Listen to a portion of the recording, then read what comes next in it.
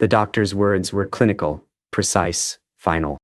"Miss Fitzgerald, I need to be completely honest with you. The surgery is necessary to remove the growth.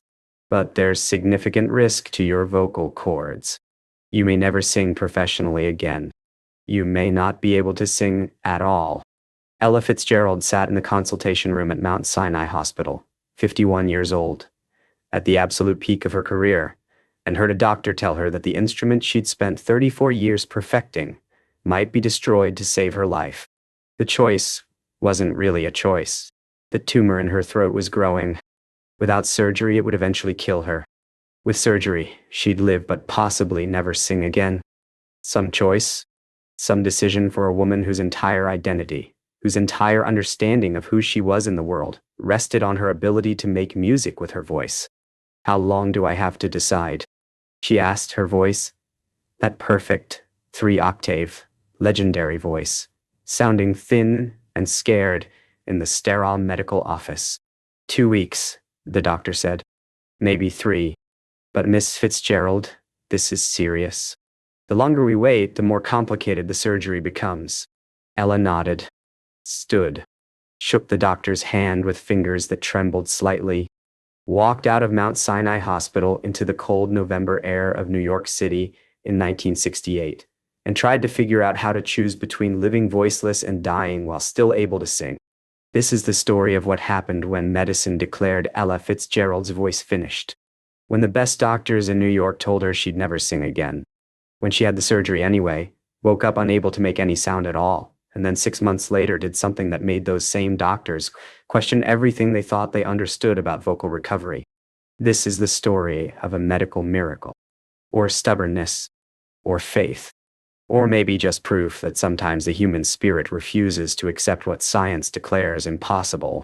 Ella Fitzgerald in 1968 had everything a performer could want. 13 Grammy Awards, worldwide recognition, sold-out concerts at the most prestigious venues, the songbook recordings that had cemented her legacy as the definitive interpreter of American popular song. A voice that critics called perfect, that musicians studied like a textbook, that audiences traveled across continents to hear. She was 51 years old and performing at a level that would have been impressive for someone 20 years younger. The voice hadn't diminished. If anything, she'd gained depth and emotional sophistication that made her current performances even more compelling than the technical brilliance of her youth. And now a doctor was telling her it might all be over. That the throat pain she'd been dismissing for months, attributing to touring and allergies and dry air in airplanes, was actually something far more serious. A growth on her vocal cords that required immediate surgical intervention. The 2 weeks before the surgery were the hardest of Ella's life. She had concerts booked. She could cancel them, should cancel them, but she kept performing, partly because backing out of commitments wasn't in her nature, partly because every performance might be her last, and she needed to know she'd given everything while she still could. She sang at Carnegie Hall 3 days before the scheduled surgery. The audience had no idea what was happening. They heard Ella Fitzgerald at her finest, technically perfect, emotionally present, giving them everything they'd come to hear. They applauded for 7 minutes at the end, a standing ovation that went on so long, Ella had to keep coming back for additional bows. Standing on that stage, accepting that appreciation, Ella tried to memorize everything. The way the lights felt on her face, the sound of applause, the particular acoustic quality of Carnegie Hall that made singing there feel like floating, the sensation of her voice moving through a melody, the physical feeling of making music with her body. Because if the doctors were right, this was the last time. The last performance. The final moment when she'd be Ella Fitzgerald, the singer, rather than Ella Fitzgerald, the woman who used to sing. After the concert, alone in her dressing room, she cried for the first time since receiving the diagnosis. Not dramatic crying. Just quiet tears running down her face as she removed her makeup and changed out of her performance gown, mourning in advance for the voice that might not survive the week. The surgery was scheduled for November 18, 1968. Ella checked into Mount Sinai Hospital the night before, unable to sleep in the narrow hospital bed, listening to the sounds of the ward around her, monitors beeping, nurses making rounds, other patients coughing or calling out. The sounds of bodies struggling, fighting, trying to survive. Her surgeon came by at 6 a.m. to review the procedure one final time. Dr. Marcus Chen, one of the best throat surgeons in New York, maybe in the country. If anyone could save her voice, it would be him. But even he couldn't make promises. "I'm going to do everything I can to preserve your vocal function," he said. His honesty was both reassuring and terrifying. "But the growth is positioned in a way that makes complete preservation unlikely. You need to prepare yourself for the possibility that your voice will be significantly different after this. Or gone entirely." "How different?" Ella asked. Dr. Chen hesitated. "You might be able to speak normally. Maybe even sing in a limited range. But professional performance at the level you've maintained. I can't give you hope for that, Miss Fitzgerald. It wouldn't be fair."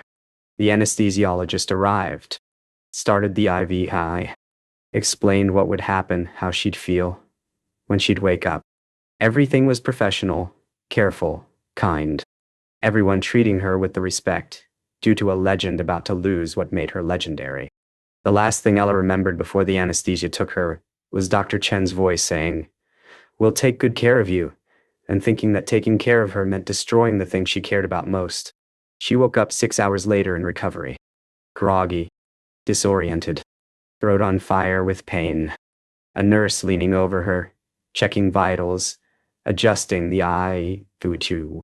Ella tried to speak, tried to ask if the surgery had worked, if they'd gotten the growth, if her voice was... No sound came out. Not a whisper. Not a rasp. Nothing. Just the movement of her mouth with no corresponding sound. Silence where her voice should have been. Panic flooded through her, cutting through the anesthesia fog. She tried again. Pushed air through her vocal cords, tried to force sound to emerge. Still nothing. Complete, absolute silence. The nurse saw the panic in her eyes and immediately spoke in a soothing tone. "Miss Fitzgerald, it's okay. The swelling from the surgery is normal. Don't try to speak yet. Give your throat time to heal." But Ella saw something else in the nurse's expression. Something that looked like pity, like sadness, like someone who knew the truth but was trying to be kind. Dr. Chen came by an hour later. Ella was fully awake now, sitting up in the hospital bed, a notepad in her lap to write questions since speaking was impossible. "The surgery went as well as could be expected," he said, reviewing her chart. "We removed the entire growth. The pathology will take a few days, but visually it looked benign. You're going to be fine, Miss Fitzgerald. You're going to live." Ella wrote on the notepad, "My voice?" Dr. Chen sat down in the chair beside her bed. This was the conversation he'd been dreading. The one where he had to tell one of the greatest vocalists in history that her career was likely over. "There was damage to the vocal cords," he said carefully. "More than we hoped for, less than we feared. The swelling will go down over the next few weeks. After that, we'll know more about what function has been preserved. When can I sing again?" Ella wrote. Dr. Chen looked at her notepad for a long moment before answering. "Miss Fitzgerald, I need you to understand that singing may not be possible. Not at the level you're accustomed to. Maybe not at all. I'm sorry. I wish I had better news."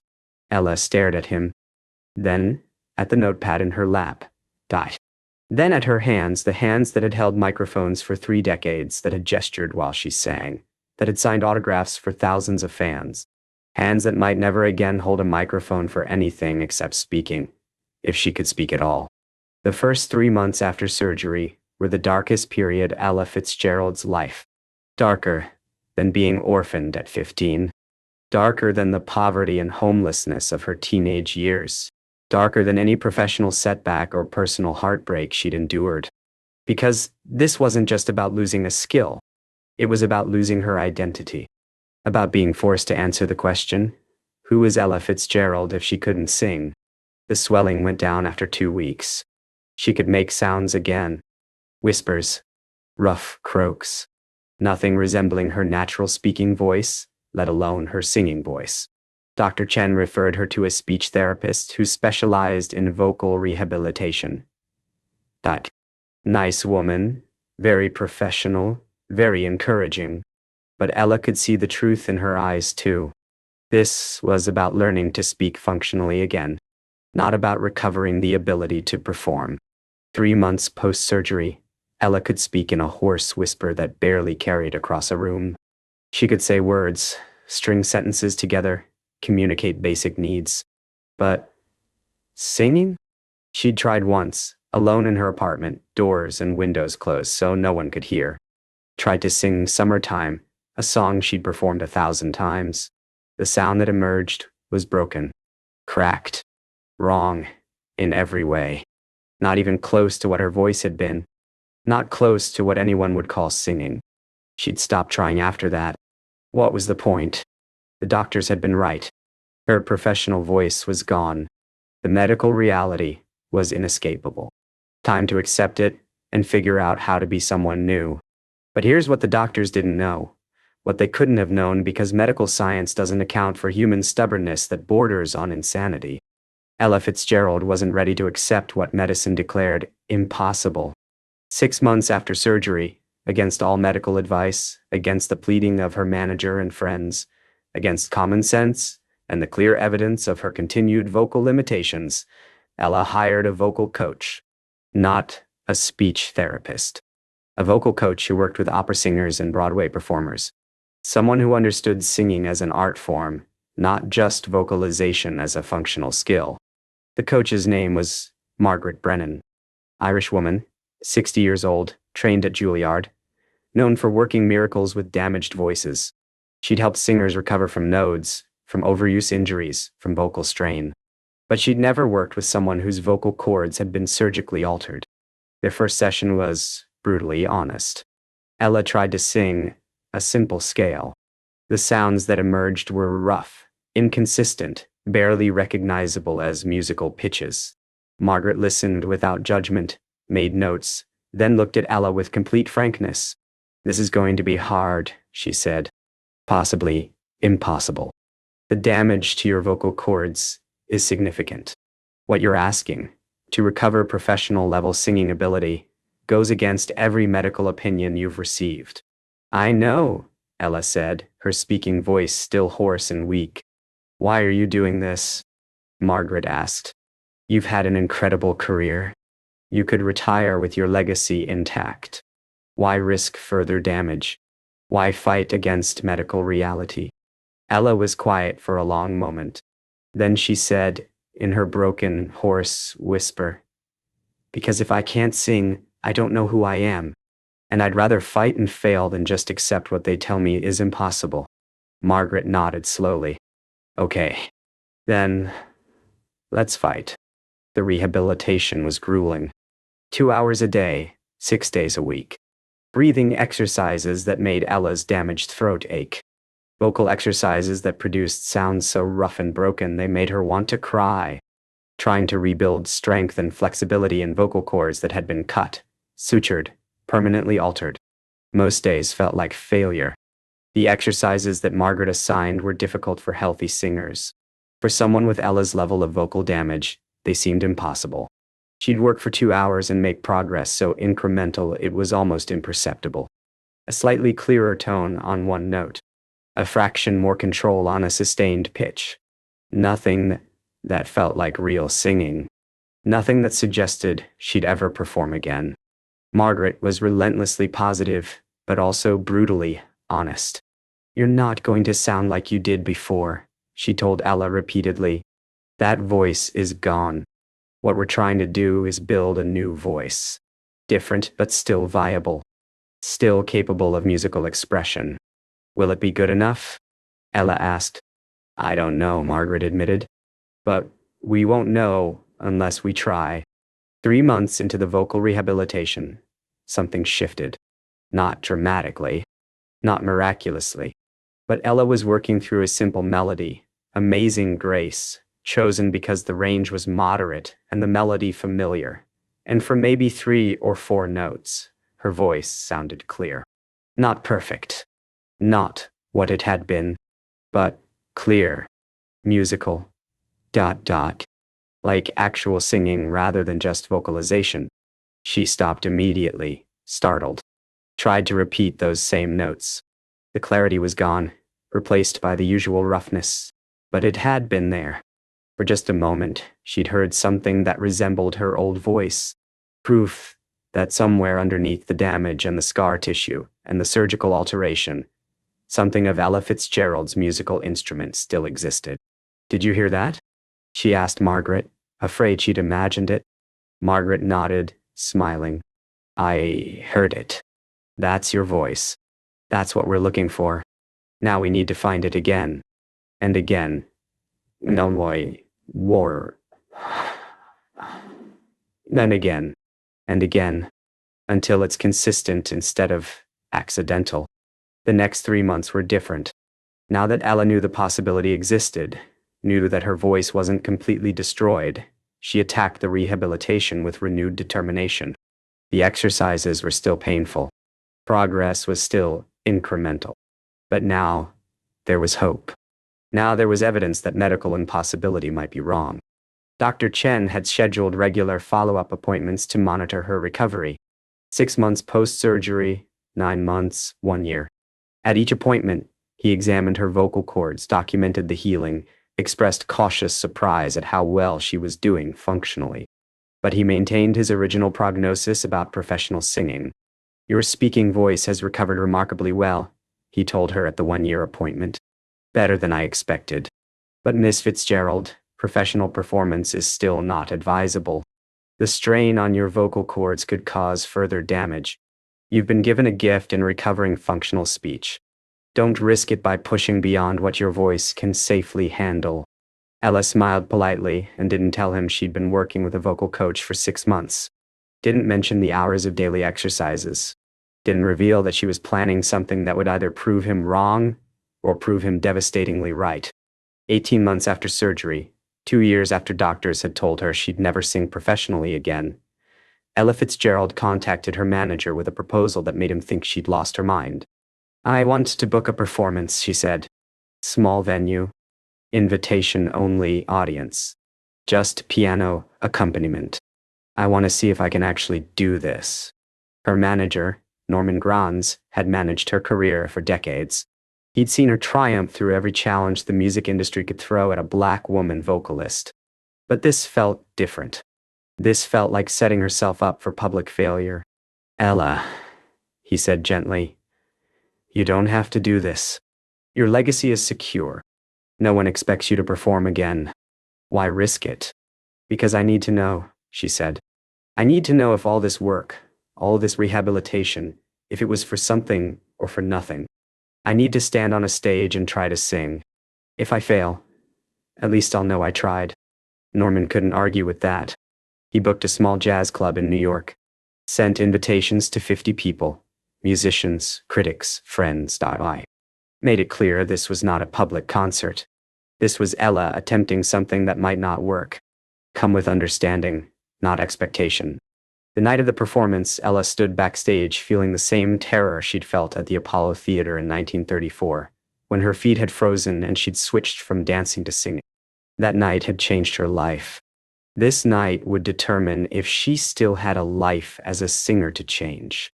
Margaret had come to provide support. "Remember," she said, "this is your new voice, not your old voice. Don't try to be what you were. Be what you are now." Ella nodded, walked onto the small stage. 50 people sat in the intimate club, friends and peers and critics who'd heard her at her peak and were about to hear her possibly at her end. She stood at the microphone. The piano player gave her an encouraging nod. And Ella began to sing "Summertime," the same song she'd tried and failed to sing a year earlier in her apartment. The first notes were tentative, unsure. Her voice sounded different than it had before surgery. The pure clarity was gone, replaced by a slightly husky quality. The upper register was limited. She couldn't hit the effortless high notes that used to soar. The breath control wasn't what it had been. But she was singing. Actually, genuinely singing. Making music with her voice. Creating melody and meaning and emotional connection despite all the limitations the surgery had imposed. As the song progressed, Ella relaxed into her new voice. Stop trying to force it to be what it had been. Let it be what it was now, different, reduced in some ways, but still capable of musical expression.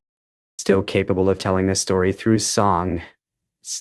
When she finished, the 50 people in that small club didn't applaud immediately. They sat in stunned silence, processing what they just witnessed. Not a comeback. Not a return to form. But something else. A rebirth. A transformation. A voice that had died and somehow found a way to live again. Then the applause started. Everyone on their feet. Not celebrating technical perfection, there hadn't been any. Celebrating courage. Celebrating perseverance. Celebrating a woman who'd refused to accept what medicine declared impossible. Dr. Chen was in the audience. Norman had invited him, thought he should see what his patient had accomplished despite his prognosis. After the performance, the doctor stood in the back of the club with tears in his eyes. "I don't understand," he admitted to Norman. "The level of vocal damage she sustained should have made this impossible. I've seen the scans. I know what we had to remove. She shouldn't be able to sing like that." "Maybe," Norman said. "There are some things medicine doesn't fully understand yet." Ella Fitzgerald returned to performing professionally. Not at the level she'd maintained before surgery. That voice was gone and never came back. Her range was reduced. The effortless brilliance replaced by something more deliberate, more careful. She had to choose songs more carefully now, avoiding anything that required sustained high notes or elaborate scat singing. But she performed. She recorded. She continued her career for another 25 years after doctors said she'd never sing again. The voice was different, yes. But it was still Ella. Still capable of moving audiences, of making music that mattered, of proving that medical impossibility was just another challenge to overcome. The story of Ella's vocal recovery became somewhat legendary among throat surgeons and vocal rehabilitation specialists. Dr. Chen wrote a paper about it for a medical journal, trying to understand how someone with her level of documented vocal cord damage had achieved functional singing recovery. His conclusion: he didn't know. Medical science couldn't fully explain it. But Ella knew. It wasn't a medical miracle. It was stubbornness. It was refusing to accept limitation. It was 6 months of brutal, painful rehabilitation work that most people would have quit after a week. It was Margaret Brennan believing when everyone else said recovery was impossible. It was the determination of a woman who'd built her entire life and identity on her voice and refused to let surgery take that away permanently. Years later, in interviews, Ella would talk about the surgery and recovery. "They told me I'd never sing again," she'd say. "And medically, maybe I shouldn't have been able to. But I wasn't ready to stop being Ella Fitzgerald, the singer. So I worked. And the voice came back. Different, but it came back. The doctors had given her a choice: live without singing or risk not living at all. She'd chosen life. And then, against medical prediction, she'd chosen singing too. Built a new voice from the damaged remains of the old one. Proved that sometimes human determination can accomplish what medical science declares impossible. That's the real miracle. Not that her voice recovered, though that was extraordinary, but that she refused to accept the boundaries medicine tried to impose. That she fought against professional medical opinion and won. That she showed everyone watching that impossible is just another word for very, very difficult. The voice that came back wasn't the voice that was lost. The post-surgery Ella couldn't do everything the pre-surgery Ella could do. But she could still sing, still make music, still be Ella Fitzgerald in the way that mattered most. And that voice, the rebuilt voice, the voice that medicine said shouldn't exist, performed for 25 more years. Proving every single day that doctors don't always know what the human spirit can accomplish when it refuses to surrender.